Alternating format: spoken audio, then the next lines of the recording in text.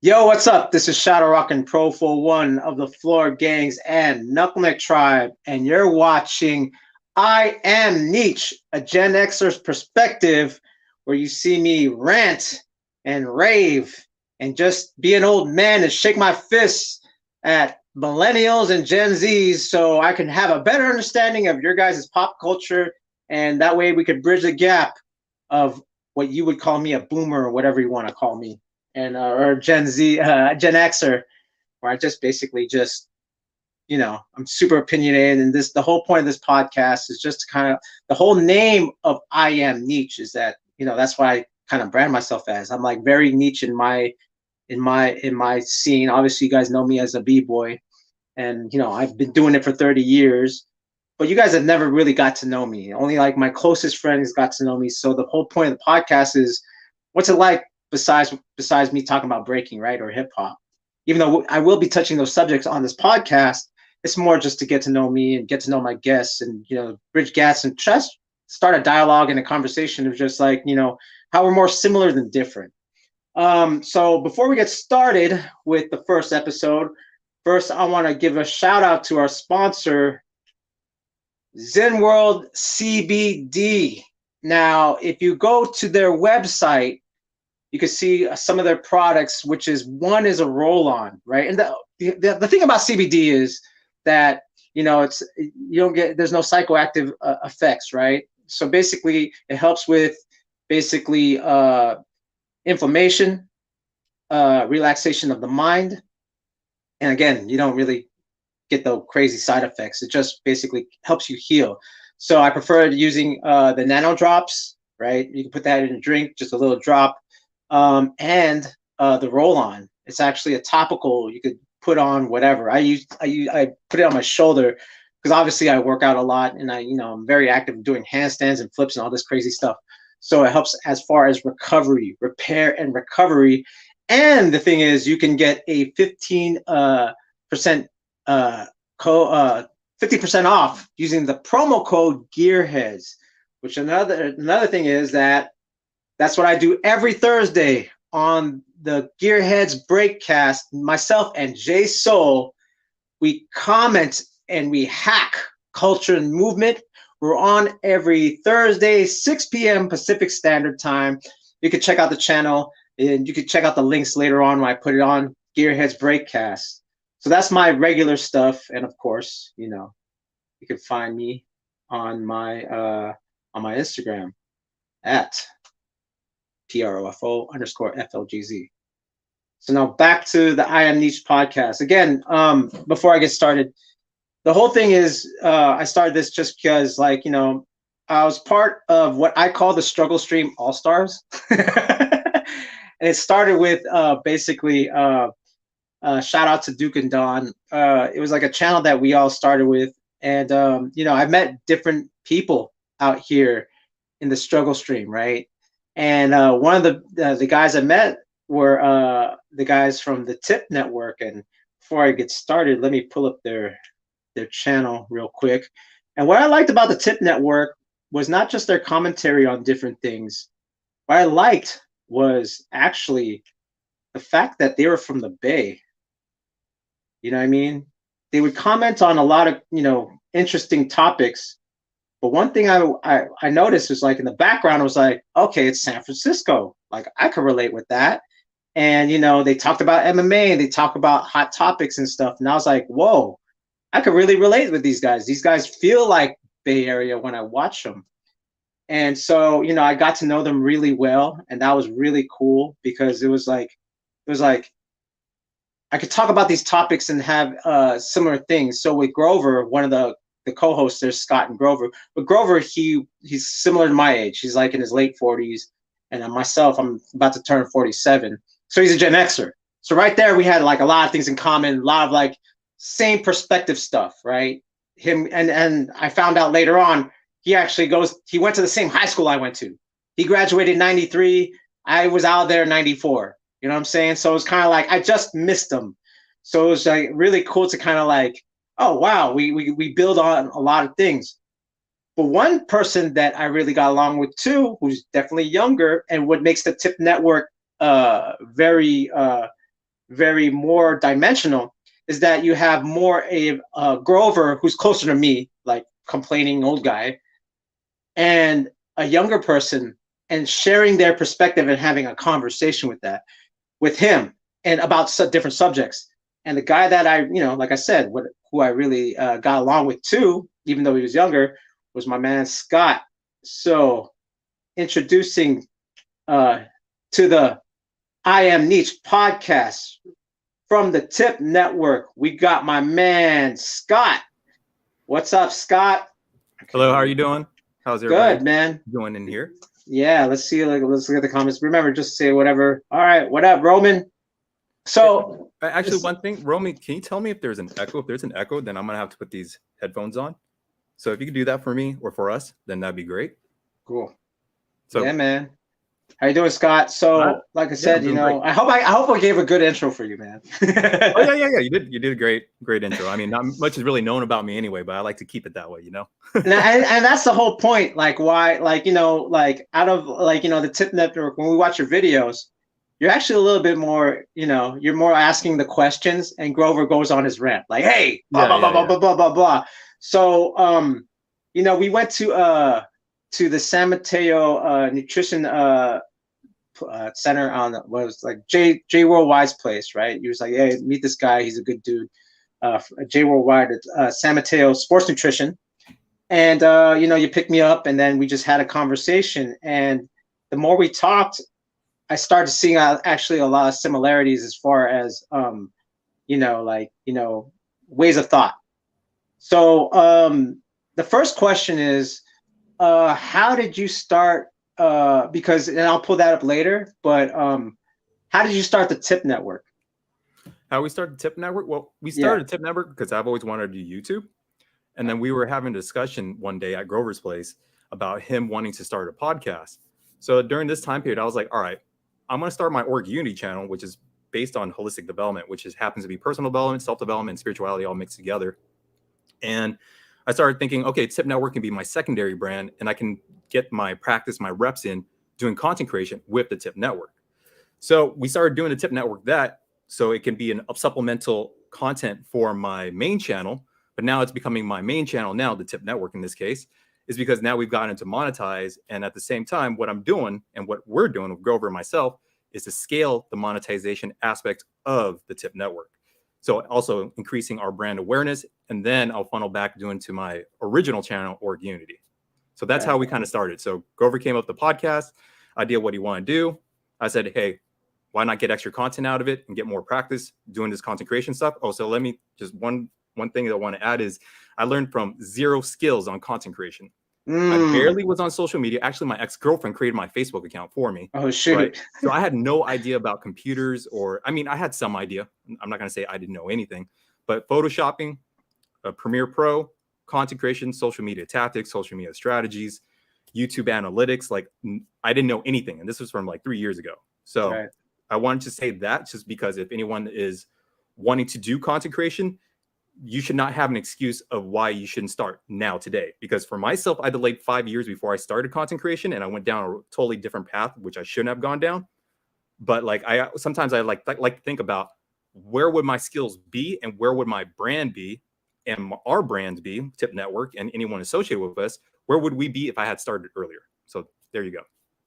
Yeah. So I should ask this question first, because then, like I said, I talked about Grover, and Grover has been on the Gearheads podcast. He was on with Charlie Rock, and he was like, because he's a musician, he was able to talk about jazz, funk, stuff like that, and then relate it to another older head that was older than me and Grover, which is Charlie Rock.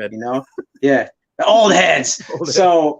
So how did you first meet Grover in the first place? You know what I mean? Because there's definitely a little bit. There's at least 10 or 11 years difference. So how did you first meet Grover? So Grover and myself were about 12 years apart. I was like 20 years old when I met him, about to be 21. So he was like 32.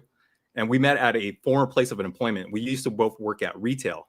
And so he was actually the department manager and eventually became my operations manager after he got shuffled around a couple of places. And in fact, one thing is that I had left that original job too. So I left the original job of where we both met, and he had been transferred to another store.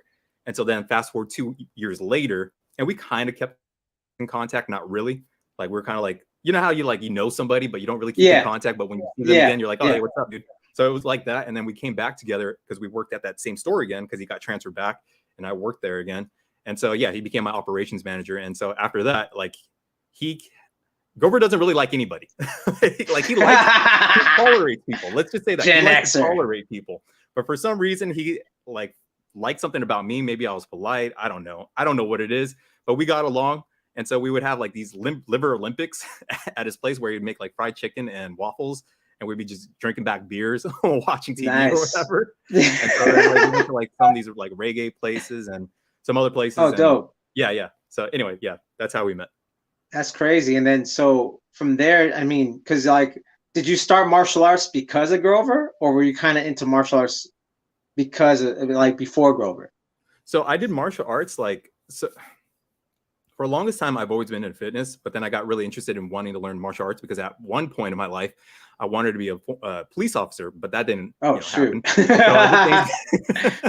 So I did. I went into martial arts. I did Japanese jiu-jitsu, which is technically jiu-jitsu is Brazilian jiu-jitsu is jiu-jitsu. Japanese jiu-jitsu is jiu-jitsu. Right. It is that Japanese jiu-jitsu also has focuses on like karate aspects and judo.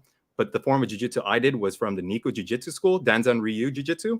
And that was over in San Jose. So it combined aspects of boxing and wrestling and other martial art forms. You know, like, what's that called? Kaji Kempo? Oh, Kaji Kempo. Yeah. Hawaii, from Hawaii. Yeah, like some of those different ones. So it's a Hawaiian-based jiu-jitsu. And then from there, I started doing that for a few years or whatever. And then I started doing Kali again. So I actually started training Filipino martial arts. Hey, yeah. So I was doing technically it's Jet Kundo with Kali, but I specifically went in there with Kali, and Kali's with the sticks and the knife and stuff like that. So that's my history with martial arts, and also I did Kempo too for like a short time period. And so was it just like circumstance that like, okay, Grover did martial arts too, and then hey, let's do GKD and Kali together, something like that, or Muay Thai or whatever? He actually was teaching. So I remember him doing Kali, and I was really fascinated with the stick fighting, and I was really fascinated with the knives because in this day and age, you're not going to really walk around with a weapon, right? You can't be walking around with a sword or something like that, but you always can be walking on your persons with a knife. So, and also there's sticks around that's laying around the streets, and you can grab lead pipes or whatever, and you can use that as a form of weapon. So I remember him, or I know that he coaches JKD with aspects of Kali, and that his instructor, Brenda King, happens to be a master in Kali. And so they have a long lineage with Dan Inosanto, and shout out to Dan Inosanto that I can't really repeat, but if Grover was here, he'd be all like, he'd go off right now on it. But so then I just wanted to learn how to do using knives, and I wanted to use using sticks because it was practical self-defense on the street, and I wouldn't be carrying something on me when if a police officer were to stop me, like, oh, that's illegal. Like, no, it's perfectly legal to have a knife under like 4 inches or something like that. So it was for practical self-defense of why I took those arts. And it helped that Grover was there because he helped me to go into the Peninsula Self-Defense in Redwood City. So. Word. That's crazy. So that's dope that you guys even had that commonality besides like, you just happened to work with this guy that happened to get into this interest that you got into the interest that he was actually, a practitioner of. And that's like, some people would call that, they would call that serendipitous, right? Like real quick is that we also bonded over boxing. I never really taken any formal classes or lessons on boxing, but I was really interested in boxing. Like I'm actually more interested in boxing than I am UFC. And fun fact is my mom is a fan of UFC, and I don't ever really watch UFC. So we really bonded over watching boxing. And then we did start watching some UFC fights too. One of our best performing videos happens to be on a Khabib versus Justin Gaethje. Yeah, I saw aftermath fight when Khabib retired. So So there was a commonality in watching fighting sports and comedy. Yeah. Oh, comedy! Like obviously you guys just did a video on Bill Burr. Bill Burr. You guys talk about Patrice O'Neal a lot. So that's pretty interesting that you guys kind There you go. There's the Bill Burr video. Yeah, there's the Bill Burr video. Wait, you know what? We actually recorded that video back in like end of January or early February. No way. And just posted it now? Oh, we got probably about like 10 videos that's back in February. So, hey, but you know, hey, I mean, that's kind of cool though. That's kind of cool though. This is what I'm talking about. This is like what's great about this. So I just did a discipline video, right? I haven't edited it yet. I filmed it. And I think that's like the cool thing about like, you know, YouTube. But for instance, with Instagram, I feel like I'm in that like, yo, but it's easier to edit. I stick my camera here, I dance, do whatever, say whatever, and then I post it, right? Because it's like 30 seconds, maybe 90 seconds, 1 minute and 30 seconds longest. But with YouTube, I was like, oh, I'm thinking about the quality, I'm thinking about editing. And as you mentioned earlier, you know, you start to do this stuff by yourself. So how did you first start exploring maybe the editing of videos aspect first? So how did you start with that? Or which part did you start as far as YouTube content creation? Where did you start first? So I have a couple of videos that are unlisted, and it started with my phone. That's how it started. Oh, shoot. I started using my phone, and then I started to do research on different content creators. So I consider an online mentor. I don't know him personally, but he's actually very interactive with his audience, is Roberto Blake. So I learned a lot of my stuff from Roberto Blake when it comes to content creation strategy and content creation tactics. Then from Think Media, I really learned the equipment and I learned the tools, and I also learned some of the marketing aspects from them. I have to give shout out credit to Gary Vee, who taught me about like the importance of content distribution across multiple platforms. And then the people that really taught me how to use Premiere Pro was like a collection of different people, which would be like Levi Allen was one of them. There's another guy, Tutsvid was another dude. And a lot of it was a lot of experimentation and actually making content and editing the content. So it was a lot of self-learning as I was going, as well as learning from these established content creators that have a lot of years in the content creation industry. So now with Photoshop, I'm going to give big credit to Piximperfect. Piximperfect really showed me all the nuances on how to navigate around Photoshop and leveled up my skills immensely there. And there's a couple other artists that I've been like watching, but Piximperfect, like for any beginner that wants to learn advanced topics and having an educator that's able to teach you things step by step in a simple way, I do recommend Piximperfect, and your Photoshop should be much better. So yeah. That's crazy. And then, so you started with a phone. That sounds very familiar because that's what I'm using right now, you know? Yeah. And one thing too, my Orc Uni channel, my Orc Uni channel, the first like 10 vlogs, I recorded off of an LG G6 Think phone.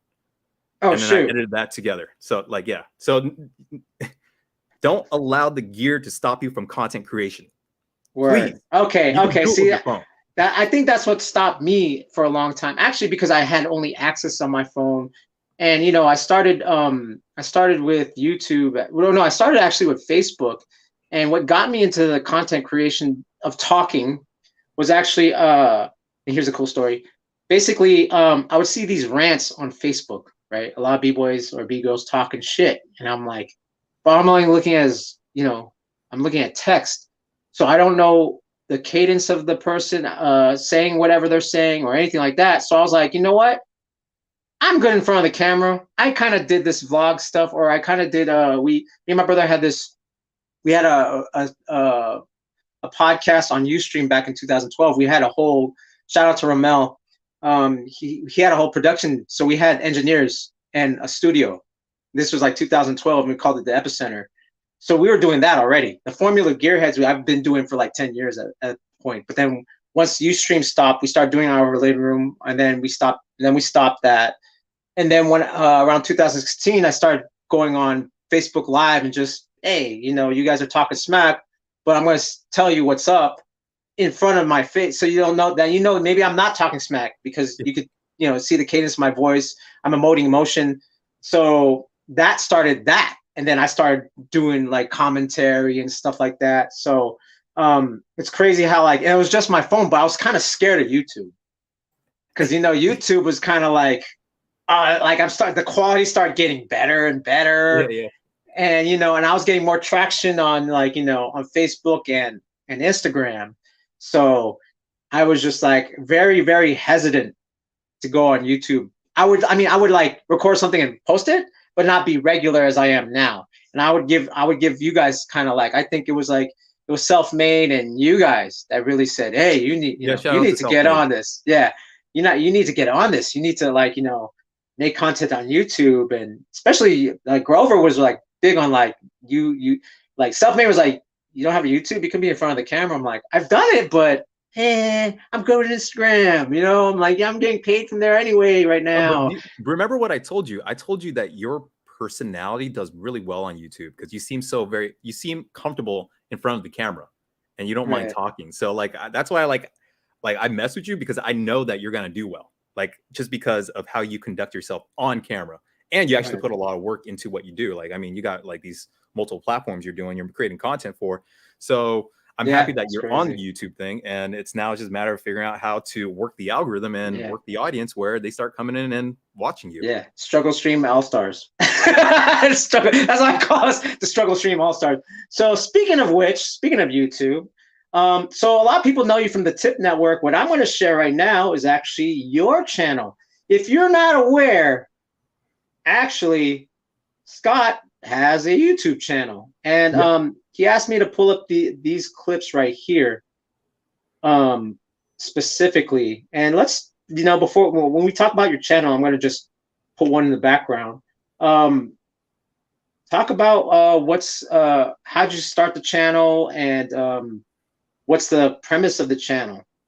All right. So how I started this channel, this has always been my dream. My dream has always been, I've been influenced by Ralph Smart, Infinite Waters.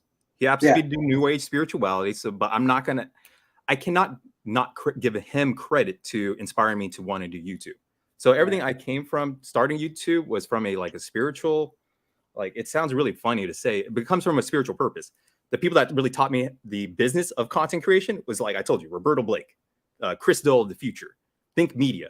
So then I started realizing, oh my God, I can put both purpose, passion into making profit.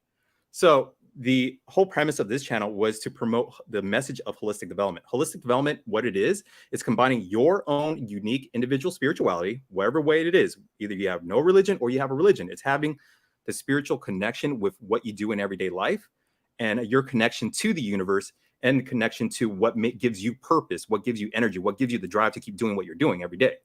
And so you combine that with self-development, which self-development is now understanding the workings of your mind, understanding how your physiology affects your mind, and then putting your visualization power of imagining what your future looks like and bringing it into the present moment and using practical actions every day in pursuit of those goals to complete the dream that you wish, the life that you wish to create for yourself.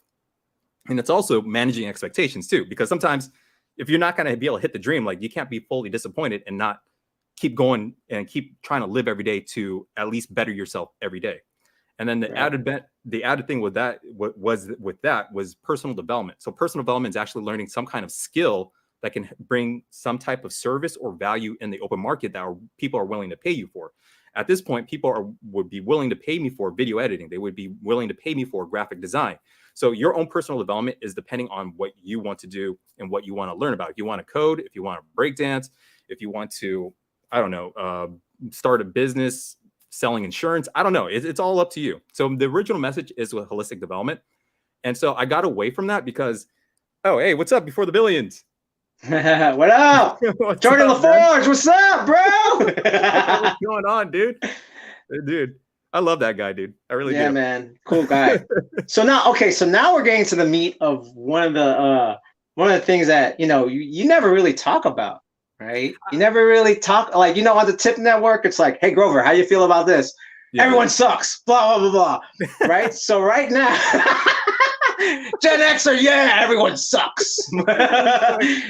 Our generation is the best generation. But right now you broke down a lot. Like, okay, we talked about, I'll pull up Infinite Waters right now. We pull up your thing.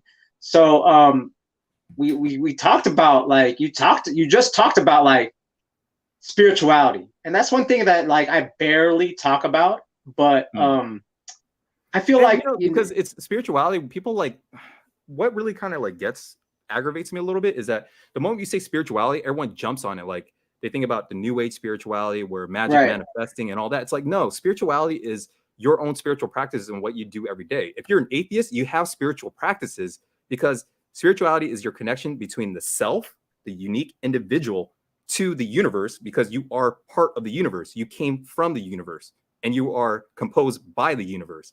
So like, yeah, anyway, I'm sorry I went on a tirade, but it just no, that's the point. That's the point, bro. That's the point. This is why I invited you. Cause so let's dig in a little bit. Okay. So for instance, and that's just why I'm opening up. Like, I don't really talk about that type of stuff. I'm big on, you know, just the spiritual world. I remember learning about, you know, and this is, you know, hippity dippity, you know, I remember learning about the law of attraction before The Secret. And then, you know, this was like 2004. I was reading stuff about that. It's been around for a long time. Long time. But my whole thing is, yeah. So my whole thing in spirituality is kind of, okay, this is a good idea. This is a good practice, but it's more idea for a lot of people. It's more idea than practice. My whole thing is, how do I ground it in 3D reality, right? How do I ground this? How do I make it practical? Not just like, I want $1 million. Let me manifest it. You know what I'm saying? Like, I'm more like, how do I make this happen? Am I being challenged? You know what I mean? Like, you know, there's a saying like, you know, like, okay, you can manifest $1 million. All right, cool. What if you, okay, I want $1 million. And then you come into a situation where, and let's say you have this trauma of like, of dogs. A dog bit you at you're 5 years old, right? And then all of a sudden, you know, you're like, okay, I want to manifest $1 million. Then all of a sudden, okay, someone offers you 100,000 to take care of dogs. Like, then it's true. The guy from San Francisco who that one Karen was coming at him because he was writing BLM on his front of his house, and then she like confronted him. What that guy does, he's actually a dog walker in San Francisco, and he makes like 100K. So it's funny. Wait, what? He's a dog walker that makes 100K? Yeah, it's actually in the Bill Burr video. We had that in there. I didn't know he made 100K dog walking. Yeah, bro. If you live in Pacific Heights, my God. Yeah, like, that's think true. About that. He's probably, that's true. You know? That's crazy, man. But that's what I'm saying. It's just like, you know, and even for me, like, I've actually got a lot of life goals done. Like, a lot of the life goals that like people would tell me, like, dude, 20 years ago, people were like, breaking for a living. Yeah, right. Like 20 years ago, 2000. Now look at it. It's like, it's in the Olympics now. Yep. It's in the Olympics now. And it's just about like making that wave. And, you know, I was able to travel around the world doing it. But if you told me 20 years ago, like, that's impossible. You know what I mean? So it's kind of like, so my whole thing is grounding these thoughts and these ideas, right? And making it practical. So yeah, let's talk about that. So how do you make the spiritual stuff practical for you? Do you know what I'm saying? Well, the first thing about spirituality is finding contentment with where you are right now. So it's practicing gratitude with what you do have. Because if you compare yourself, you're comparing yourself to people on Instagram that's, you know, possibly fabricating their whole social media presence. But then when you start putting yourself in a frame of reference to people all around the world, you realize you got a lot more than people around the world. Like, people around the world are dealing with hyperinflation. We're dealing with inflation here, but they're dealing with hyperinflation. And hyperinflation usually leads into darker things that occur because of hyperinflation. So like, that's where like the spirituality is like, what is it about your life that's going well right now and that you are actually blessed with? And so to refer to Dr. Andrew Huberman's podcast, he talks about doing a daily gratitude practice every day. In the morning, I normally do like, say about 10 things I'm grateful for. Actually, I say a lot more than that, but it's my daily morning prayers of what I do personally for myself. You got to develop on your own. And what it shows is that when you practice gratitude and being in the moment with life, with your life, your serotonin actually increases. And serotonin is a feel-good hormone. And that feel-good hormone allows you to keep going after goals and shows that you are being in sync with life. So there's the hormonal aspect that's actually happening to you physiologically, in your own physiology. Yeah. Spiritual component to it. So that's why I like really merging the spirituality and the science, because there's science that's able to explain the spirituality. And we're not talking about new age science. We're talking about people like Dr. Andrew Huberman. We're talking about people that are actual neuroscientists out over in Stanford. you know? Yeah, So that's like basically like 30, 40 minutes south of me. That you're closer to Stanford than I am right Palo now. You know what I Alto. mean? Yeah. Yeah, that's what I'm saying. And and I'm glad you say that because, like, actually, in a lot of my training, when I train people, it's about how to control your serotonin, right? Because like you're once you lose, you're actually losing serotonin, and then that's how a person gets the upper hand in like in an MMA fight or anything challenging, and you can feel it. And shout out to Primal Studios. Primal said it himself, was like, his coach told him, like, you have to have a forgetful memory when you're doing this. Oh yeah. Because if you hold on to that memory, right, then you can't accomplish the next goal. You're still stuck like 20 minutes in the past. Like you're not in the now. You're 20 minutes in the past when whatever happened. Good or bad. That, just imagine your physiology is stuck in the past too. So you're feeling this like anxiety, and this is your mind is thinking about what's happening in the past, and what's happening in the past is still present in your present mind. And then that's actually affecting your physiology. And so you start to decrease dopamine, you start to decrease serotonin, and then you start to becoming less motivated on something. So it's all very like intertwined. And so it just like it irritates me that we're separating the spirituality from the science, because it's actually there if you are an egghead and you do some research on this stuff and realize it's like, oh shit, it's all together. No, that's real. And that's what I'm saying. Like when I'm training these guys, it's like I put them through punishment and be like, can you be Zen in punishment? Because if you can be Zen in punishment, you can accomplish the goals, right? Even like, like David Goggins talks about, like, or what's his, James Nestor talk about how the Navy SEALs or the Rangers, before they go into war, they don't let their diaphragms go in and out, because that tells your brain like, oh shit, panic, fight or flight. And you actually want to be in a Zen mode so you can deliver. It's funny because, go ahead. What is that? That's controlling your breathing. Yes. Because if you start hyperventilating, then your body thinking that there's an external threat outside of you, and then that starts to play a feedback loop in your mind, and that increases anxiety, which therefore does another negative feedback loop. So it's causing this big old loop that's happening where now you're just being anxious all the time, and you can't, like, you're so fixated on that anxiety, and you can't fixate, or you can't direct that focus on completing the goal and the task at hand. So that's just to add on what you're saying, because like even the Navy SEALs, from what I've been learning about them, what I've been hearing about them, is that they always focus on one step at a time, and they move one step at a time. And in a sense, they're also they're understanding how to manipulate their dopamine system, because your dopamine isn't when it's to chase after, it's not to when you get a reward, right? It's part of that, but it's the expectation of the reward. That's what it is. That's what the actual dopamine release is. So you're expecting to win. So then that's when you start having a triggering of a dopamine effect, and that creates another cascade of other hormones that start to flood in your body. And that can, I mean, it's all good, but then it could take you out of the now also, right? It's better to be zero, right? You're just react when it happens, versus like, what if these things happen, good or bad? You're still in the future versus your present moment. Do you know what I mean? You're not, dude, trust me, because in competition, it's like, I've been doing it 30 years. I still have anxiety, performance anxiety. You know what I'm saying? So I have to get there. It's funny because sometimes I'll get to the finals, I'm like, now I'm relaxed. After I'm in the finals, like, where were you when I was like super nervous in the beginning? You know what I mean? So actually I got like 3 different questions. Hopefully I can remember them just from all what you said. Is that, so I'm sure visualization is a big component for you. For when you're about to compete. Now with the visualization as a component, then you're also talking about detaching from your expectations, detaching from that state of mind of detaching yourself from the present moment so you can perform. So then another thing I'm also thinking about is how you had so much training and so much exposure to doing these competitions that's actually made you calm. So there's like a few different things that we can go here. Is that, do you think it's by repetition of you putting yourself out there and competing that allows you to stay calm? Yes, I would say that. I would say that's one of the things, because it's different. Like you've done martial arts, right? And I'm sure you sparred, right? You would drill the pads over and over again, but you don't know your opponent.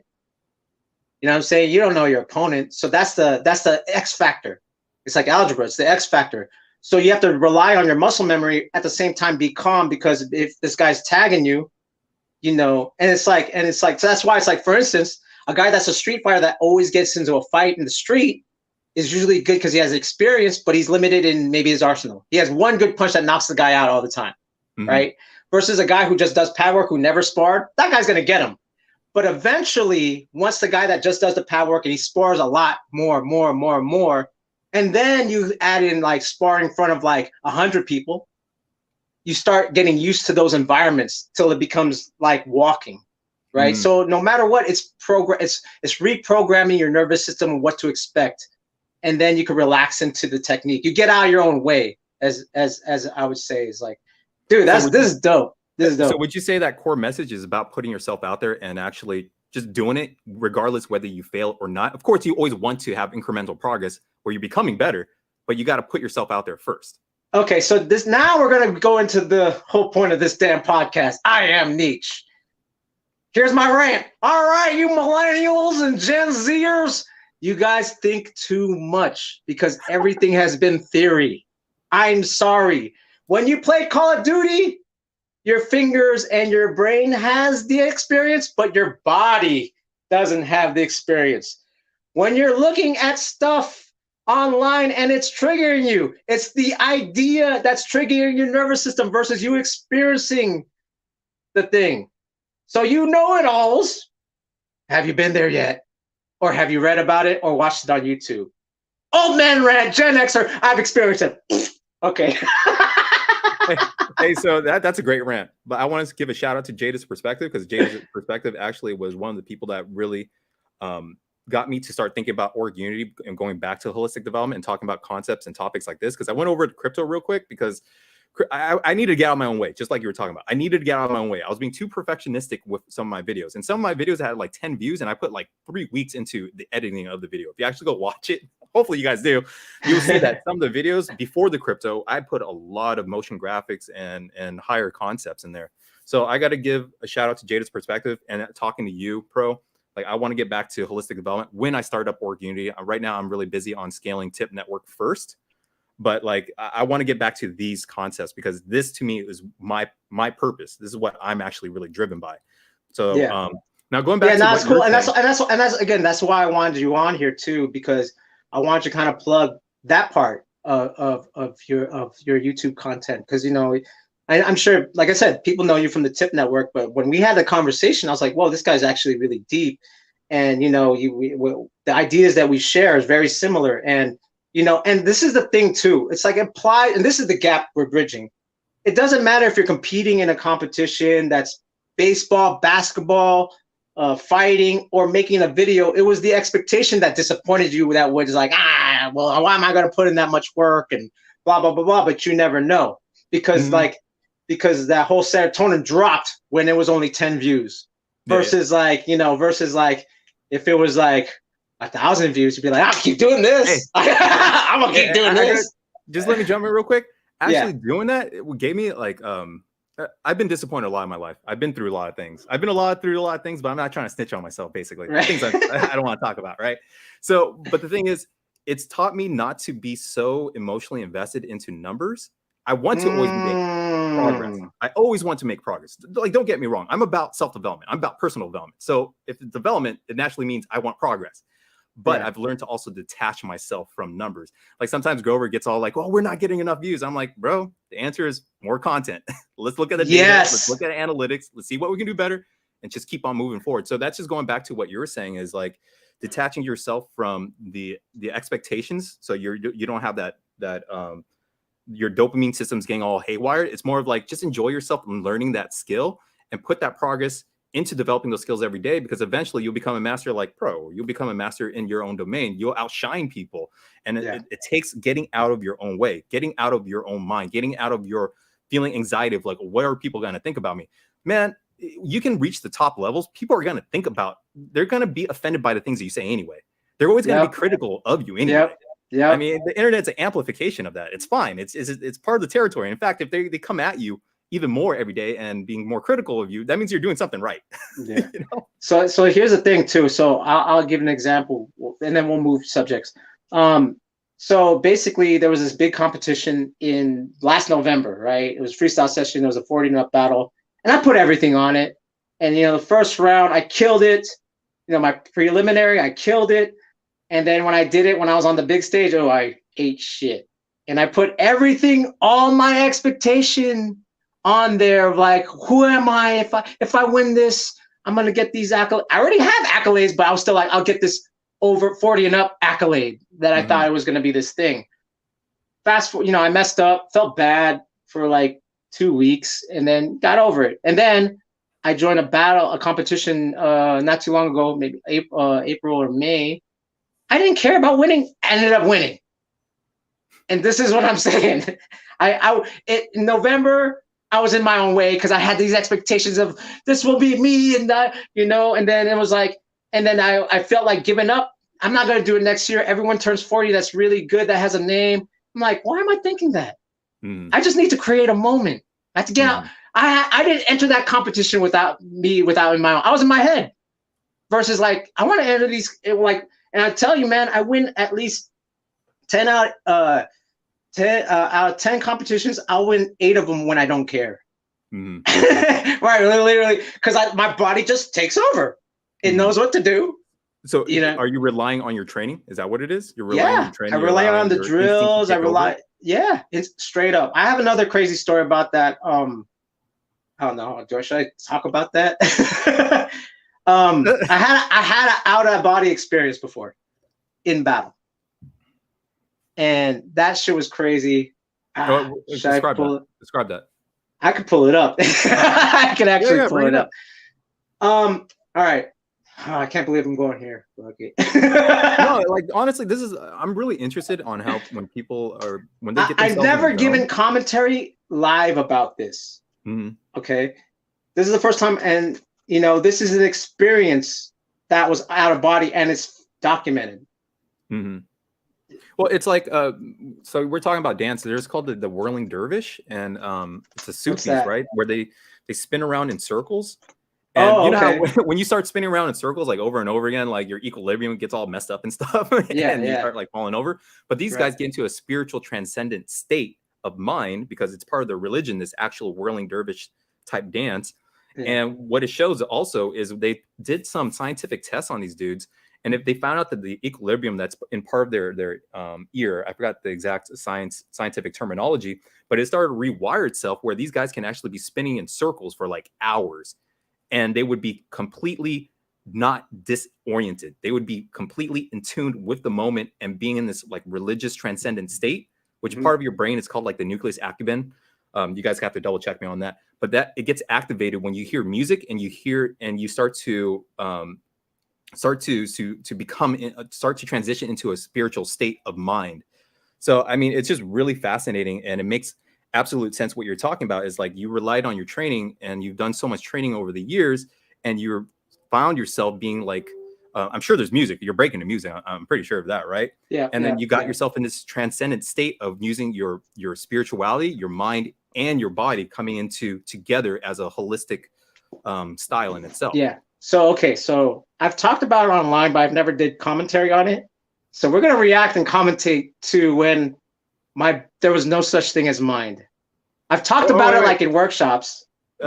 What's up, Grover? Grover, what up? What up, Grover? So That's check this out. Network.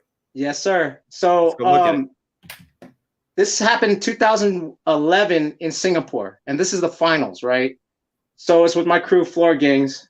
Shout out to Blanca, Mouse, and Tino Rock. So I'm gonna play a little bit behind stage so we can get into it.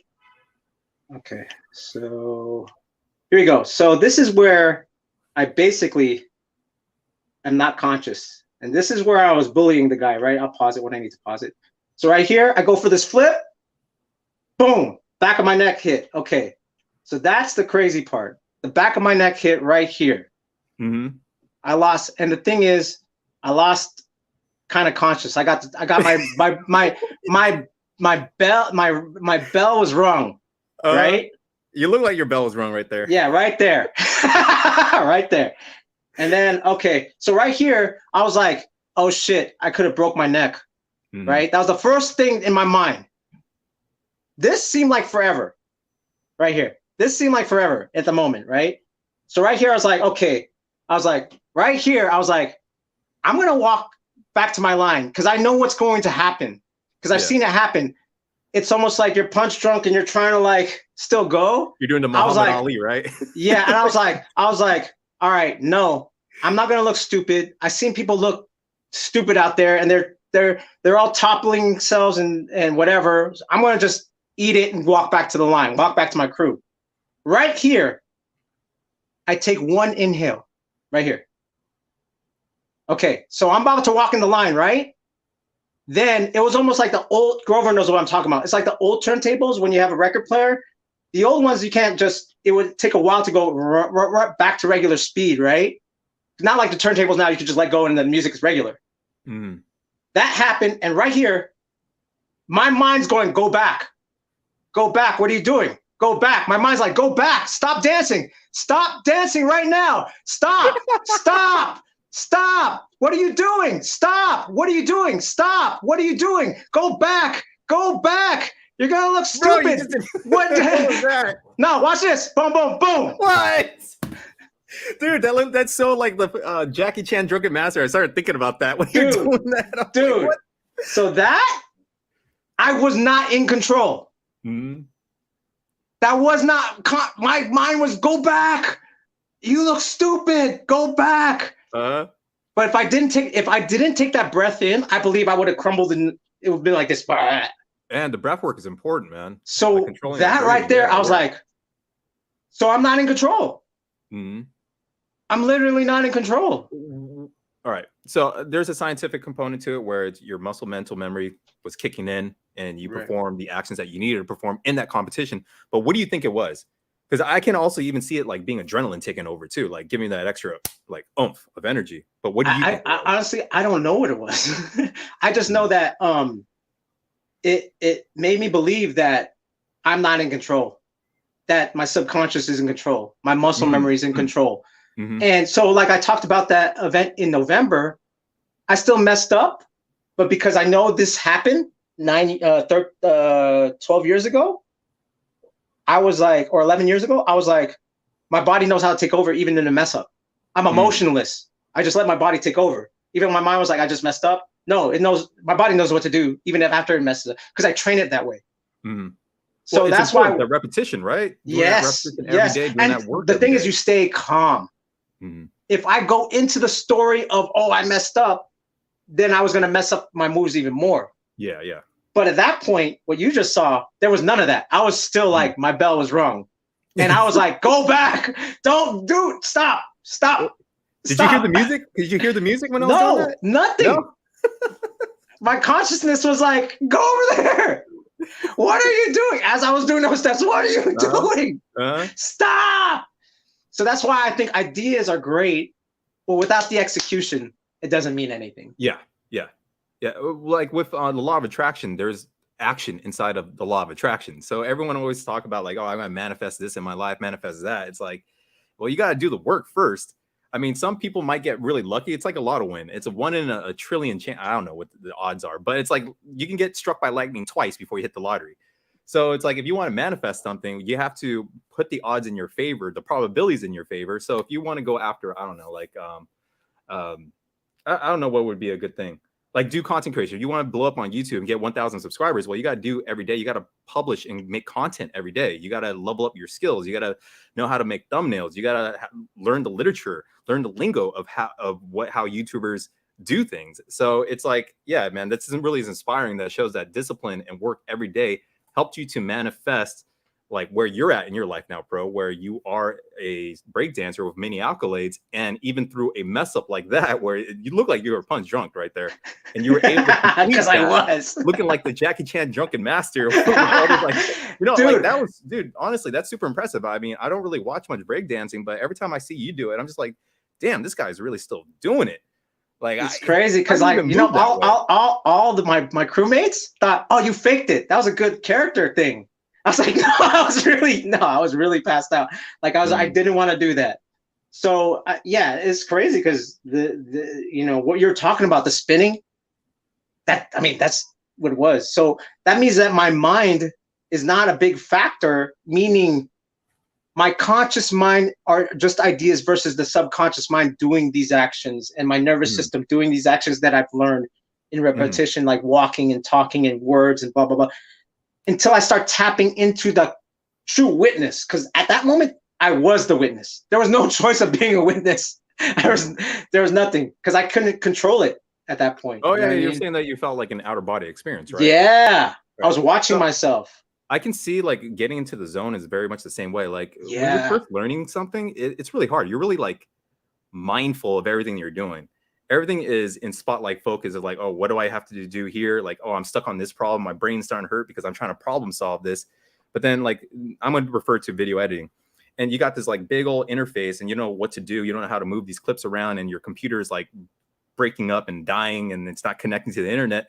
But then you start to fix these issues one by one, and you really get yourself into editing, and you start to play around the craft, and you put like, for me, I put probably like 10,000 hours in video editing, and it becomes like second nature now, where I had Grover sitting next to me and we did a video and I uploaded it right away, and I started to edit it in front of him. He was just like, oh, I'm amazed at how you're editing right now and how you're putting a thumbnail together. And to me, it's like, I don't even know I'm even doing it, meaning that what seems to come so natural to me seems like a lot of work to him.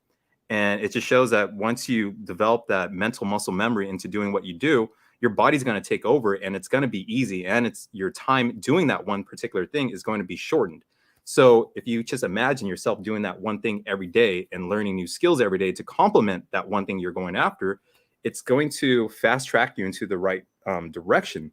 Because when you look at like incremental progress, it always goes like this, like a graph, right? But then eventually you hit that exponential growth pattern. And with the TIP network, once we started to adjust our content strategy plan, we're doing this for a while, right? But then we started thinking like, you know, we got to talk to the audience more. We have to give the audience what they want. We need to read our analytics. And at the same time, I'm here putting skills into my production quality. Grover's here putting skills into how he's conducting himself on camera, how he's delivering his message. And now we just started to see this exponential curve started going up. So we're starting to plateau right now. But once you start plateauing again, that doesn't mean you quit. You got to just keep pushing on and pushing on, because eventually you're going to hit another growth pattern. Because at this point with the TIP network, we now have gotten ourselves into a network of really fine creators like yourself, with Grind and Motivate, with Nixon Talks, with people like Self-Made, with Duke and Don, Allende Authentic Alphas, Jada's Perspective. And then the lead attorney helped us get over the edge. Then we got, I know Chloe Roma is controversial, but she really helped us out. And she's like almost 1 million subs on the channel too, right? So it's like, even though you see yourself stalling in whatever you're doing every day, with whatever you're trying to accomplish, whatever you want your dreams to come into reality, you got to keep pushing forward, because you have to hit that next exponential curve. And this is where I'm going to say this. This is where it's like, I don't talk about motivation, because motivation is emotional. It's like, oh, it gives you this charge, but then that charge will go down. But if you have discipline, you do it when you do. Like Mike Tyson was just on the Drink Champs podcast. Like, you do it, like the things you hate to do, you do it anyway. Pretend you love it. And to me, that's called discipline. And I think that's the thing that, you know, versus a motivational speaker where you get charged up and then it's just like heroin or anything else. You get charged up and then there's this drop. Yeah, you're just discipline, high of emotion. Yeah. Well, discipline, you do it anyway.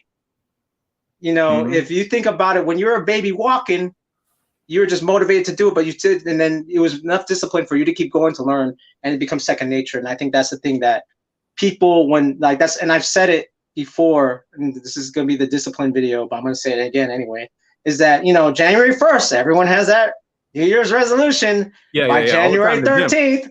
Yeah. You know what I mean? So I rather like, yo, and that's why I say chip away, like, because chipping away is like little, you don't see it, but then once you look back 2 months later, you've gone a long way. You just didn't realize it.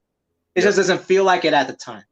Right? It's like putting a glass, like a big glass jar underneath a water faucet and allowing the water faucet to do one drop every day.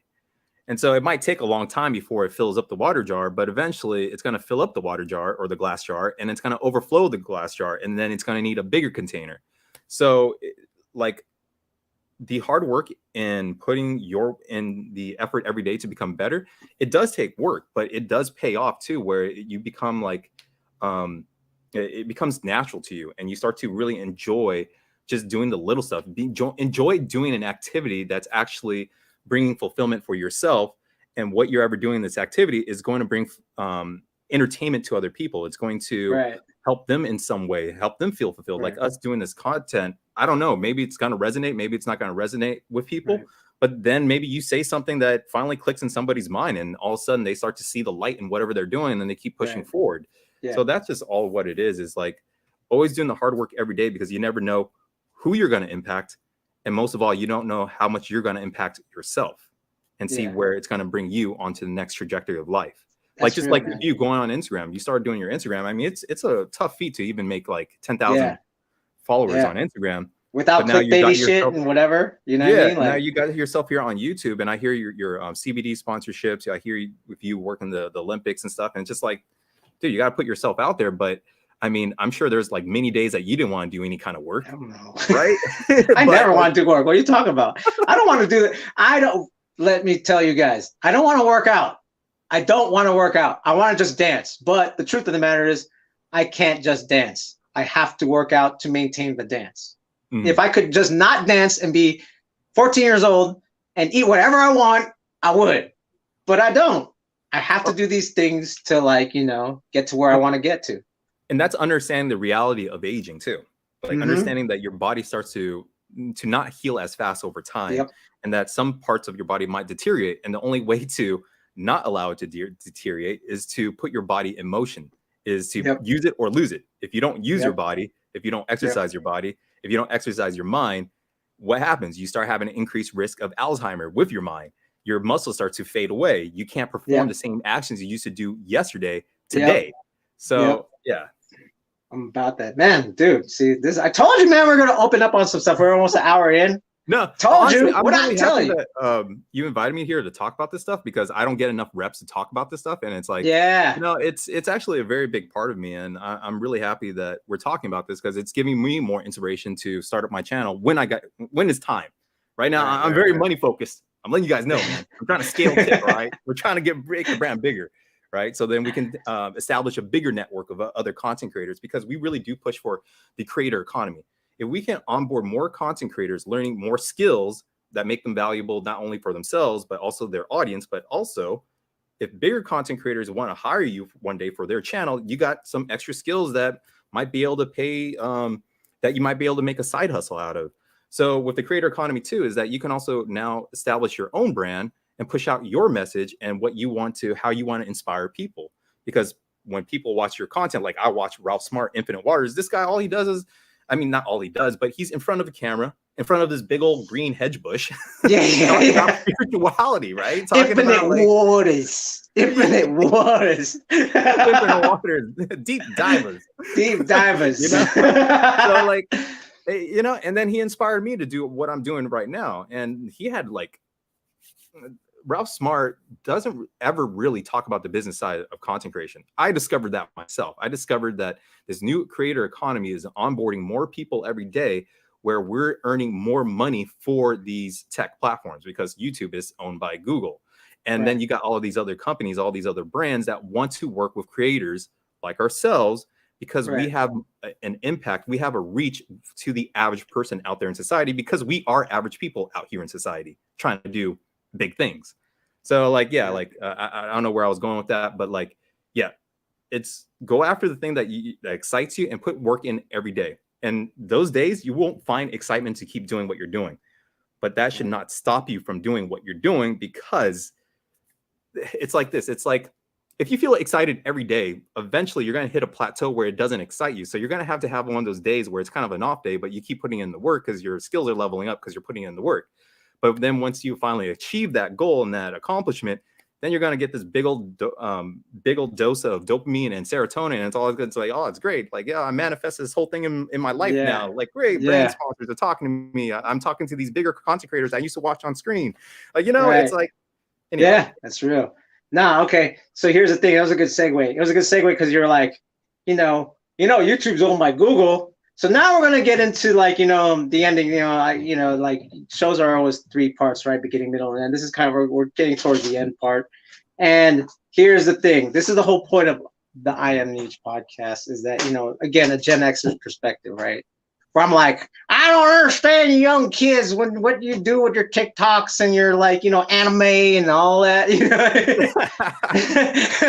and Hey, I don't get actually, it. And your trap music and let me your ask you real quick. Let me ask you, were you into anime? You weren't, were you? slightly in the 80s, it was like a thing. It was very niche. It was super niche because you would have to go to Japantown and go to Japan you're Video right. to get VHSs, right? Yeah. And maybe DVDs or beta tapes. That's Yeah. how I'm revealing my age, right? And so, it was kind of cool, right? The animation style was cool. Now it's almost like kind of like I'm being a hipster about it, which is a millennial. It's you guys like it too much. You guys like anime too much. Too much. You're putting your values on it. Like that's one thing. Like I've loved Superman, Batman, and all these.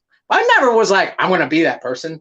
Yeah. You know what I mean? I was just like, oh, they have good morals, right? Like Superman has good morals, but I never really want to be Superman. I grew out of it. I just carried the morals. I actually got into fitness because of comic books. That's what it was. was. Like try to attract the females. But number one was actually for the comic books. But yeah. Which comic? Which comic? Spider-Man, actually. Spider-Man is actually my favorite superhero. And then from Spider-Man, then I also really liked Wolverine and okay, yeah. So cool. But then the faves, like what faves, kids, right? Faves. Yeah. So my whole thing with anime is just like, once Pokemon came out, I was already like 25 when Pokemon came out. And I was like, yo, what's up? Angelus. When I was already like, I was already like, 25 when Pokemon came out. I was like, this is bullshit. The fuck is this? I can see why Pokemon is so big. I mean, plus it's a big economic machine in itself. 100. But I was just like, and this is where I'm saying, like most millennials, like, oh my God, Charmander, blah, blah, blah. I'm like, shut the hell up. What are you talking about? Babies? What the hell? So it's like, so this is the this is now where the real podcast is here. IMD podcast. Okay, so just to give you a backstory real quick, is that with the anime was seen as a really nerdy endeavor back when I was in high school. And since I am half Asian, I was attempting to get back into more of my Asian roots. So like Korean music, Japanese music, Chinese music, Taiwanese music, was like totally seen as nerdy, like, oh, why are you listening to that, or what's going on with that? But no one really could say anything to me because I was built like a linebacker even back in high school, so like they weren't really gonna say anything to me. But I also thought that they were kind of picking on like kind of like the Asian kids because you got different like segregated crowds, right? And so I had a lot of Asian friends, so I ain't gonna let no one pick on my peoples. So anyway, so it was seen as really nerdy, seen as really like Asian, and now all of a sudden it's just like BTS, and you got all these like Korean pop girl groups. I'm like, what is going on here? What happened? you know how many people got mad at me? I said this one thing 10 years ago on our YouTube thing. I was like, man, you're gonna listen to Jay Park, and then like actually I know Jay Park, and he was like, hey, what's up? I was like, I go, no, did you watch that video? Where I talk smack about you? But he's real. Yeah. Because I know the guys in Seattle, Jay Park's story. He's like the Justin Timberlake, K-pop and stuff. And shout out to Jay Park, man, even though I clowned on him. we were talking about the psychiatrist, right? No. Jay Park is like, he was part of one of those. He's actual like Korean, also like Korean. Okay. Like K-pop star. I have to look him up. Yeah. No, he's pretty big. He's pretty big. He's pretty big. And he was a B-boy, and he was with this crew called AOM. And then he went to Korea and auditioned for one of those groups and got in that group. They talked shit about Korea, then got kicked out of Korea. Then they just loved him so much, he became kind of like the Justin Timberlake in K-pop. Okay. And then he came back to Korea and they love him. So now he's like doing these things and he's really big. And my boys in Seattle actually produced his music. So it's like, it's pretty dope. It's just I clowned on him because it was kind of like, just pop culture stuff. Like being an old guy, right? Like I'm trying to and this is the whole thing I'm trying to understand. As far as anime, like I said, it was like a thing. And then now it's just like people are like literally like will fight about like Dragon Ball Z, which I think is garbage. Yeah, which character stronger or whatever. All of them. Yeah. So, this pretentious. Okay, this is my thing about Dragon Ball Z. Here we go. So this is my thing about Dragon Ball Z. It's kind of like, all right, it's Superman. Because originally it was just the Monkey King story. Yeah. And then they added like Dragon Ball Z now. We're adding he's from a different planet. You never said this in Dragon Ball. Then all of a sudden it's like, Saiyan, Super Saiyan, blah, blah, blah. And it's like, you're telling the Superman story. This is Superman, but so it's just like, and there's like, it's this thing. And then everyone started dyeing their hair. I'm like, what the hell are you doing? See, this is the meat, guys. This is where we're like, I don't get it. Like, you know what I mean? Like, and I think, I mean, it is what it is. You know, I'm telling jokes here. I like to, like, this is where I'm like Grover. Like, I make fun of it and I don't get it. But it's just right now at this point, it's like beyond obsession, where it's like people are really thinking their values are based on, this secondhand, like even the animation style. Like, this is how nerdy I am. The animation style of the original Dragon Ball, when it was the Monkey King story, then Dragon Ball Z, they took from Akira and Tetsuo from that and those images, and then make it something else. But I'm very big on the history of just everything. Like, what traces the influence on what, and you'll find it. You know what I mean? That's even in dance, right? Your head podcast, right? You guys really go into history. Yeah. That's the whole thing, because it just didn't come out of nowhere. Nothing just came out of nowhere. And even the guy who created Dragon Ball Z was like, I just copied Superman. He just admitted, just copied. I just did the Superman. I mean, and our style, I got it from Akira. I don't want to get too deep, but like some of the biblical stories, if you actually see, there are actually a lot of embedded into modern day media too. But like that's just. We don't gotta go on that tangent. yeah. But this is what I'm saying. This is just basically. But here's the thing. I mean, and now the realization is, the truth of it is, I was 25 when these things were coming out in pop culture. I was already old at that point. I'm already like not thinking about, all I knew, I just left over for like whatever superhero it was. So this whole culture passed me up because I was old. And now it's like, now getting older, and now as I get older and the scene gets younger, and for me to even understand the music, it's kind of like, we didn't do that back in the day. What are the values? So that's the whole point of this podcast, is kind of create. And I know you're like, you're a millennial on the older side, right? You're kind of closer to Gen Xers, right? But you still have a connection. So one of the things that I love what like young people do. Like don't get it twisted. I keep trying to tell people on Tip Network, I'm pretty freaking liberal. Like I'm a left-leaning libertarian. So, but I'm also very open-minded to things. There's certain things I'm going to be like, all right, guys, like this is too much, because I always think about like the constant threats externally outside of us. So we become so weak internally, whether it's the self or whether it's our community or whether it's society or a country, people are going to prey on that. So like, but at the same time, I do want to respect people's people's own freedom of expression of how they want to present themselves to the world without encroaching on other people. So anyway. Yeah. So, and that's another thing. Like I said, I'm trying to learn as well, right?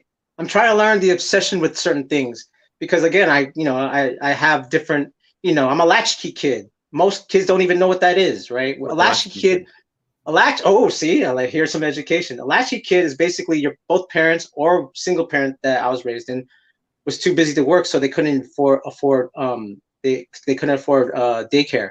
So if you're a certain age, you just get a latch key to your door, and you're babysitting yourself. Oh yeah, me too. Okay, so all right. The millennials, but then at this point, there's less of that. There's attention to detail of like getting taken care of and blah blah blah blah. So we learn different values and different things, and we didn't have as much access, and we have experience through. We didn't get experience through the internet because it didn't exist. We got experience from actually doing it. These youngsters, they don't know, like, you got knowledge at your fingertips. Oh man, especially when I see some of these TikTok videos, it's like I get it, guys. Here it is. There's plenty of knowledge, no wisdom. Boom. That's true. No wisdom. That's true. Great. I mean, especially going to the financial stuff. Yes, I can say that. But like information with like doing breakdancing like you do, photoshopping, things like that, coding. Oh yeah, there's that knowledge out there. And you know what? And that's why I got to give it up. That's why it's like they're highly skilled in that. Yeah. But it's just like they can make money, everything, right? There's more millionaires that are like under 21 because of content creation, but they're gonna find out exactly what happened to the rock stars in the 80s and 70s. They're gonna do a lot of drugs, and that's a pattern recognition. That's the truth, because none of those guys were prepared for that type of fame or attention. They spent it all. Yeah, just look at you know what I mean. They don't realize it, dude. If I got YouTube famous at 25, I'd be doing all sorts of dumb stuff. Trust me. 100. I'm talking to you. What's that kid's name? What is that guy's name? Aiden Ross. I'm talking to you. All right. So yo, shout self-made. What up? So this is what part of like we basically went on a tirade on the I am niche. So now here's the part which is the fun part. Usually I want to use music because music is a bridging gap, but obviously it's copyright laws, right? So we're not really going to do music. So I am not on TikTok. Tip Network is on TikTok. So this is the part of the show where you try to talk me into it and try to make me understand. So all right, dude. If it's about marketing, money, dollars, you got to be on TikTok because what you do from your tutorials on Instagram Reels could be easily applied over TikTok. Like, I don't know. I'm just seeing it from the monetization aspect. Look at okay. The monetization aspect, and I know Gary Vee's talked about it. He predicted it. TikTok is going to be this thing. And, it's like, okay, I get it. TikTok, yes, everyone uses it. But it's like, but the demographic, I don't relate. Look at this. Okay, this is where we react. What is this? Why am I looking at this? All right, actually, right here. So now this is actually for business. If you look at it, if you saw the screen name, hey, DIY toy, do it yourself toy shop or whatever, and you scroll up a little bit, on the page, Yeah. Well, not scroll up, scroll down. Oh, scroll down. Okay. Yeah. And you see where it says the hashtag ad and hashtag new shop. So that's actually an advertising. So I can understand why they're doing that. So that makes sense because TikTok has such a big potential to be able to market your products and market your services and market your brand. Okay. So that makes sense. So what's the difference between that and Instagram? One more thing. Paid partnership. So they're actually getting sponsored to do that. Okay. All right, so let's move it down. So this is where we turn from podcast to reaction channel. All right. All right, what is this? So is this cool? Obviously, I mean, they say all this type of stuff of like, but China owns TikTok. You know what I'm saying? Like, I mean, let's not. We probably should avoid the rabbit hole of that. But let's just say that, let's just say for TikTok to be able to gain their market share, the way they gain their market share is the way they program their algorithm. And I'm speculating here. Okay. Is that they want to onboard more people. And the way they do that is to make the average person feel like they can gain a big following from TikTok. So that's dangerous as it is, right there. What you just said is pretty dangerous. Because they put their whole sense of identity on TikTok. So this is where it's like you can see where I'm like, there's positive aspects for TikTok for marketing and expanding your brand. But at the same time, there is negative aspects of TikTok too. So it's great for self-expression, but at the same time, if you're investing your whole identity on TikTok, it's just kind of like, and that's what I'm saying. It's just like, that's dangerous if you're 5. You know what I mean? Like, you're like, this is my identity. Then so it's like, we've seen it over and over again. The child actor when they're 30. There's only like a few of them that make it out. That's good, right? Now we're breeding them, but whatever. TikTok, okay. So let's actually, what is this? Or scroll down again. Scroll back to that point. So look at where they're from. I don't even know where these guys are. But you can do that on Instagram, can't you? You can't do that on Instagram. I'm sure you can. But it's like Kashmir or something like that. So this is what I mean. We get to see like different parts of the world too, where to me this is cool. Like I see what people are doing over in this particular country. And for them to even, man, I lost my voice, to even broadcast where they're from to go on TikTok for us here in the United States to see. So that's where where I see from the. But we did that on Facebook. We did that on MySpace. That's true. But this is where the youngsters, right? The youngsters like this, like easily consumable information. And so this is my thing. This is why I'm like, I'm kind of like, you know what I mean? Like, do I care about the youngsters that much? Hey, let me say this. If you didn't care about the youngsters, you wouldn't be teaching them breakdancing, right? That's true. Well, I actually stopped teaching young. I have a certain age limit now that I teach. Oh, really? Because it was like, because it's like when they're too young, it's like babysitting. And they're not really into it. They're just kind of doing it because their parents put them there. Oh, so what's the age group that's like the best for you when it comes to breakdancing? 16, 17. I would 16, say that. 17? Oh, so that's when young. they have.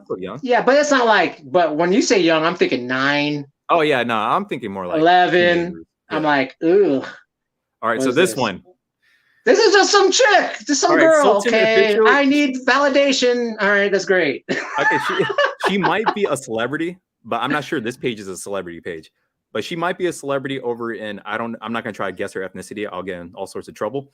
But let's just say that there is a double standard with TikTok. There is definitely a double standard. I've done research videos where it was like this guy that worked for TikTok who was talking behind a screen, who wasn't showing his face, which is all his voice, and he was saying that oh no, if you're a girl dancing in a bikini in front of a pool, that's fine. But then the guy asked him like, wait, but doesn't that seem kind of like I'm gonna self-edit myself. Sexual gratification. Isn't that sexual gratification? If you know what I'm trying to say. Oh, yeah. Sensual. Here we go. Sensual. Yeah. Isn't that sensual gratification? And the guy's like, no, because she's in a bikini and she's in front of a pool. So like, this is where like boggles my mind. You got these like, bro, it's tapping into the base instincts of men. 100. And that's the thing. It's just like, if we talk about spiritual, okay, I'm going to go here. If we talked about Maslow's ladder. Oh, I need to pull up that clip real quick. Yeah. We're talking about, your survival, then your other the upper thing of just like creation, and then there's these higher and higher the ladders, right? To me, we're stuck on the third chakra. We're stuck on sensuality and power, and that's it. We haven't transcended that. We say we do, but we don't. Well, anyway, we can go into a whole video about that, bro, because I'm trying to break down the Maslow pyramid. Yeah, well, I'm gonna pull out that clip though. It's kind of like, I don't get this. Like, honestly, I don't even get this. Like, to me, it's like, for the views and for the likes. Okay, all right, okay. Like, wait, real quick. We're gonna go back to this. But you talked about this. Yeah. The bombastic. What? Okay, what's up with that? Like, you notice, like you just said it yourself. Like, oh, this generation likes the bombastic. Here's the thing. I ain't trying to be bombastic. I'm not going, hi, I'm ProfoWon, and you should subscribe to me because this hit the smack. Like, what the hell? Get out of here, bro. Get out of here. It's also, I'm also saying that's the way you say your message, and to be more simple with the way you say your message. Like, okay, we're gonna say like Donald T, right? You notice I'm trying to always self-edit here. I'm trying to get your video some push here. So Donald T. He's very bombastic. He keeps his language simple and he stays on his message. So when he says things, it's not like he has a super high energy, but he says it in a way that really resonates with the average person that likes what he's all about. So when I say being more bombastic with one's message, especially to grow on social media, is like, how are you going to carve out your audience so that they can always come back to watching your videos and promote your brand?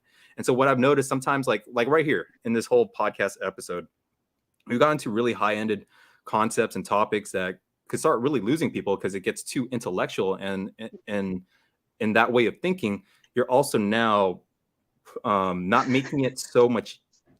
I'm waving like this. Bye. Good. Go. Leave. Bye. But there's a time and place for that. Like, there's a time and place depending on how you want to structure your channel. Like, Org Unity, I wanted to be a holistic development, dude. Like, that's what I want.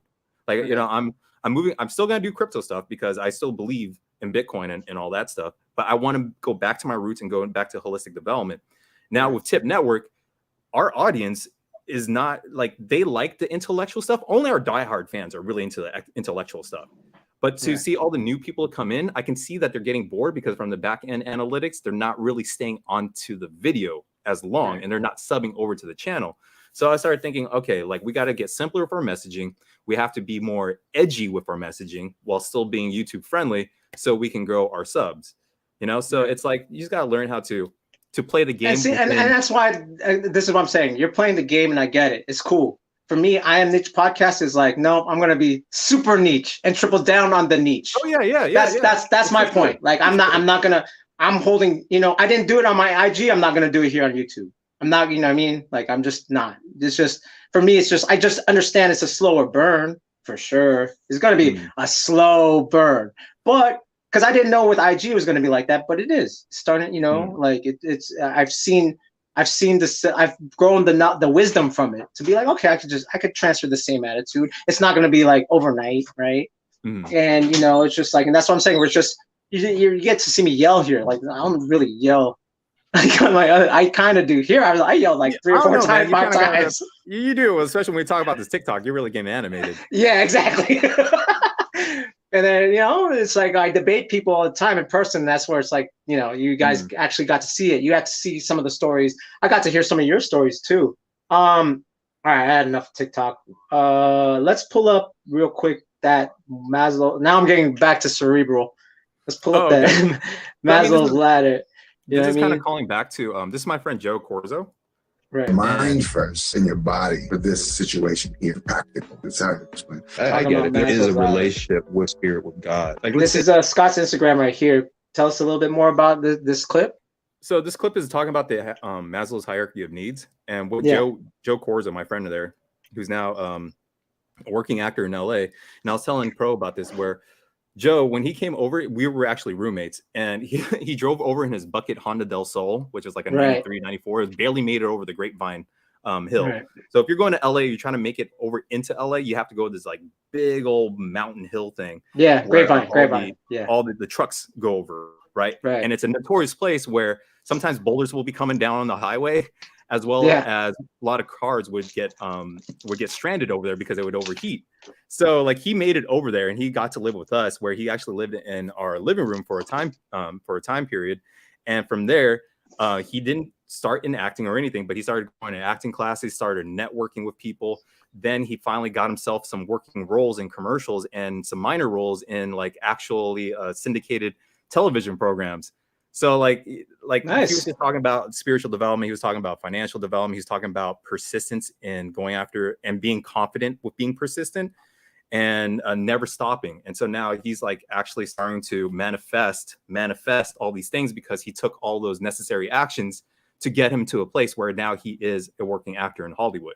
So yeah, we're talking about the hierarchy of needs, because the hierarchy of needs, like, we're call it back, is that you need to have a base layer of security needs. Wait. Number one, you gotta have food, you gotta have water. Yep. You gotta be able to go to the bathroom, things like that. Then you got your safety, and you got your security. Then you got your self-esteem, your social support, and then it starts to transcend up into a self-actualization. So that's I feel like, I'm not sure, but it seems like it's mirrored off of like the chakra system if you trip off of it. Right? It's kind of mirrored. Yeah, it's mirrored off the chakra system. We actually talk about the chakra system too. Actually, no, not in that episode. Correction. We didn't talk about it, because to me it's like, all right, if you think about the chakra system, you got the 7 different, is it 7 chakras, right? 7 chakras? Yeah, 7. Yep. Right. And you line it up to the spinal column. The spinal column, to me, I'm looking at this metaphorically, right? The spinal column acts as like the antenna to the universe, because the universe is the environment, and it's feeding you data into your internal environment, into your mind, to how you perceive things. So to me, that's how, like, when someone says that you're out of balance in your chakra, where maybe you're like focusing too much on trying to go after women all the time, that's like your root chakra, right? So all you're doing is you're just thinking about first and second. Your first and environment. You're like, oh, I'm seeing all these girls. I want these girls, and that's all you can fixate on. Your only goal, your only passion, your only purpose in life is to get women. And it's kind of like, bro, you're coming at from a very base primal desire. But even though it is a basic need in Maslow's hierarchy of needs, you're not hitting that self-actualization state of hitting a generative goal where you're actually bringing value back to society and the community at large. So yeah. But anyway, dude, red, self-made, red. That root boy. Why do you think it's this color? Look at Scott's background. It's root, baby. It's roots, the roots. But yo, okay. So this is like, all right. Because now it's about almost an hour 30. We're about to wrap it up. But before, like we do, am I going to do TikTok? The answer is I don't know. I just want to talk smack. I just want to dude, if you want to like really push out your brand, grow your numbers, start to attract different sponsors, I'm really saying that you should go for TikTok. Like you're the okay. One thing is you're like the 5th person that said the same thing. You know what I mean? Yeah. You're like the 5th person. So there's a pattern there, bro. Like I know. I'm just saying. I'm just giving good YouTube. Just being old man rant shit. I know you are. Trust me, like bro. Like I post, I ghost and post, or I post and ghost.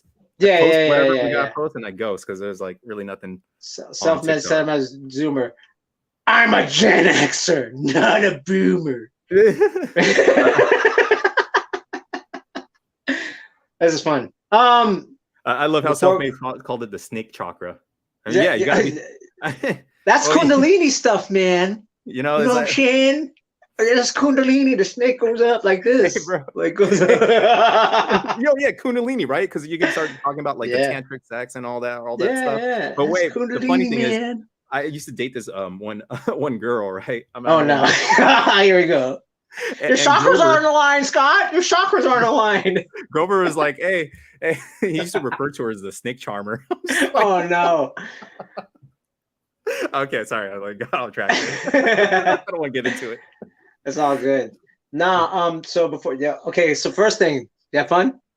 Oh yeah, I had a lot of fun, man. Like, that's cool. You know, thank you for letting me talk about more of the actual holistic development stuff, because it's helping me get my reps in my practice and talking about these subjects, because you know, on Tip Network we really don't talk about this as much. Yeah, but this is a thing that's really like I'm very passionate about it, dude. Yeah, no, and that's the thing. It's like this is the most I've seen you talk besides the Geraldo. And shout out to Spiritual Philosopher too. Yeah, shout out to Gerardo. And J Worldwide. For the Spiritual Philosopher podcast. And like I said, it's very good quality. And I was watching it. I was like, dude, Scott needs to talk more. So when I first thought, you know, and the whole thing about the I Am Niche podcast, I'll invite like guys that are 17. They could tell me about like why they dye their hair pink, and I'll be like, that's whack. What are you doing with your life? You know, I mean, there's gonna be a lot of that type of stuff, right? And that'll be funny, right? We'll talk about, you know, music is like, why do you like Lil Durk? Trick that guy. Why? Tell me why. And then I'm gonna put on some boom bap stuff. It's like, what do you think of this? And that's the only thing that's challenging, is I really want to go by music, right? Because that's the best way to kind of connect stuff. I mean, there's other things, like we could talk about other pop culture things, like you talked about Dragon Ball Z. We could talk, you know, we talked about like different things we could watch on as far as comic book movies or whatnot. There's ways to do it with music. It's the thing is like, we will have to talk behind the scenes. Yeah. Right. And then I can try to help you like figure out ways to. I think that's the best way, because like, you know, because that's my thing too, is to trace up why they like the music they like, because they probably can't. Well, I can. I could break down why they like what they like. I think it would be good conversation. Well, if you like this guy, it's because he was influenced by this guy who was influenced by this guy. And I want to really have conversations like that. That way they get an education and I get an education too. And maybe I could get like an appreciation of whatever genre that is, versus me just hating on it.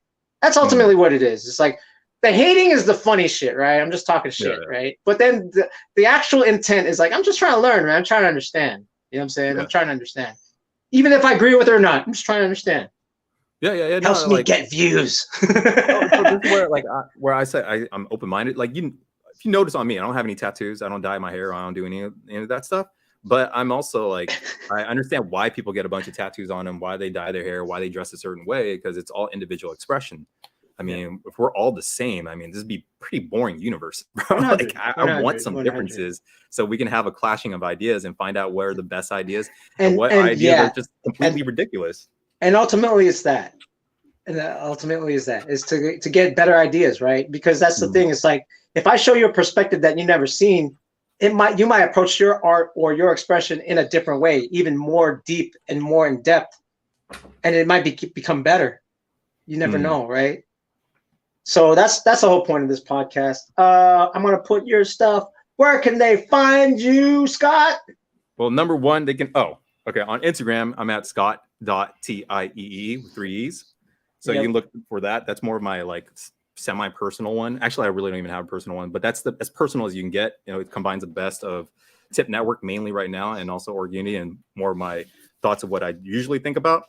And then, of course, you can find us on YouTube at the Tip Network with myself and Grover, where, I mean, if you've seen the content, we get a little bit more engaged or entertainment. We talk about social commentary on drama and gossip because that's what people like. So if you're really into all that, you're into comedians, you're into like lightweight relationship stuff, because man, that's See, anyway. That's like and that's the thing, you know. Like I said, I don't want to talk about that. I want to talk about like goofy shit. You know what I mean? I'm going to talk about pop culture stuff, or what you think pop culture is, or whatever. We got really heady here, but again, that's the whole point too. Like, I could make mad freaking hot takes from this episode where you're breaking, you know what I mean? Where you break down a lot of stuff that I didn't even know. So we're both getting education.